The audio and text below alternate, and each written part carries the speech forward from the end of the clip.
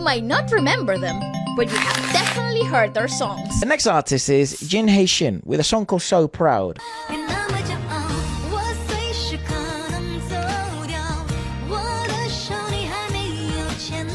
can see they're learning to be famous. They're learning to be on camera. They're learning to be popular. Yeah, she's not used to the stage or the cameras. It's a good song though. Good song. She made a banger.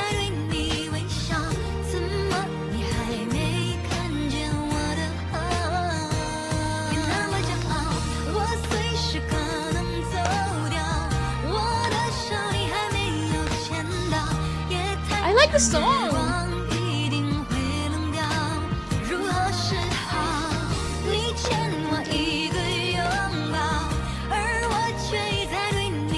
Why do we make her stand there?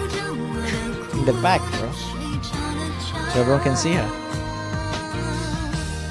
I think she just sort of wandered too. That's really weird. It has a spotlight. So. Oh, it's not a bad song, actually. I like the song. I like the song the best out of everyone. Obviously, she has absolutely no stage presence, and that's a bit of a shame because the song is great. Well, actually, she might actually not be an absolute amateur musically. No, I think she can sing. I just don't think well. she's ready to be an artist. Also, this wasn't the best showcase for something that you want to put up like your best performing show forward because she wasn't even singing. Well, this came out in. She was born in '78. She goes super popular in '99, so she was barely, 20 years old.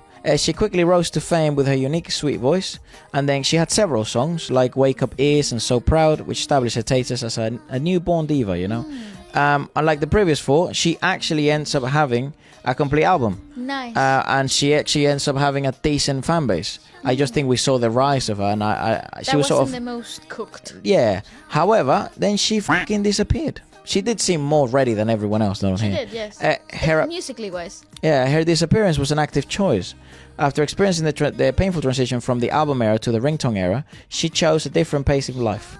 She spent several months, almost every year, studying music abroad, continuously learning about classical, jazz and other fields, and then her disappearing is quite a fade out, not a forced exit, placing her at the end of this episode, which I think is a lovely contrast between the people who got abandoned by the time and the people who abandoned the time. Those Time who abandoned them. on the train and those who get left behind on the stage. Or those who let the train go. Go by. Yeah, there's no need. You ride in the train, you can get off at any stop, mate. That's also another thing. Fucking hell, I think more artists need to retire. Oh, yeah, actually. You need to leave. You did it. You have money now.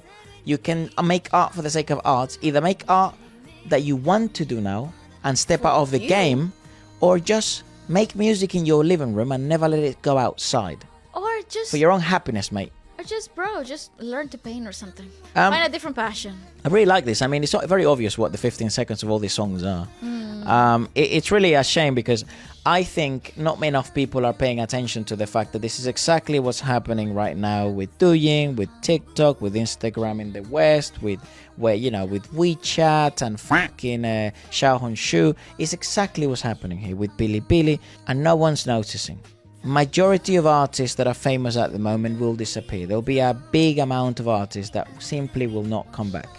However, there are a lot of artists, because we live in the modern era where a lot of PR firms now exist, label heads understand the system better, and I think even the systems themselves of algorithmic promotion and fan base integration and growth, more people are giving a longer lifeline.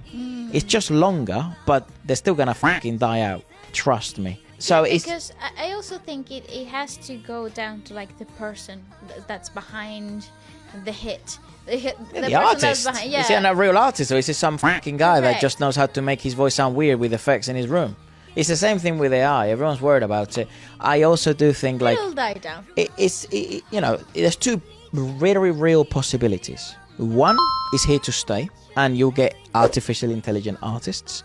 And the same way that people, I read all the comments, people that were saying, well, you can't, it's no emotion, there's no lyrics, and you guys can't connect to that because you're from the West. And it's like, yeah, maybe you're right, mate. Or maybe you're fucking wrong. And they're here to stay. That could be it. And then the other one is, maybe you're right. And this is a bubble. This is just this is cyclical. This has happened. It's funny though, because everyone thinks, oh my god, the Douyin era is so different. TikTok era is so different.